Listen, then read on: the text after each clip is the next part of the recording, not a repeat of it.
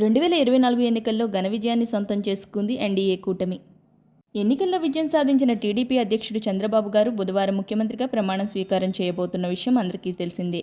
గతంలో ఉమ్మడి రాష్ట్ర ముఖ్యమంత్రిగా 2 సార్లు ప్రమాణం స్వీకారం చేశారు. రాష్ట్ర విభజన తర్వాత 2014లో ఆయన మూడోసారి ముఖ్యమంత్రి పీఠం ఎక్కారు. ఇప్పుడు 4వసారి ముఖ్యమంత్రిగా ప్రమాణ స్వీకారం చేయబోతున్నారు. బుధవారం ఉదయం 11:27 గంటలకు ఆయన ప్రమాణ స్వీకారం చేసేందుకు గన్నవరం ఐటీ పార్క్ వద్ద అన్ని ఏర్పాట్లు పూర్తయ్యాయి. ఈ ఘట్టాన్ని చూడడానికి చంద్రబాబు నాయుడు గారి మొత్తం ఫ్యామిలీ, అలాగే జనసేనాధిపతి పవన్ కళ్యాణ్ గారి ఫ్యామిలీ కూడా ప్రమాణ స్వీకారానికి వెళ్తున్నామంటూ షేర్ చేసిన కొన్ని ఫొటోస్ నెట్టింట వైరల్గా మారాయి.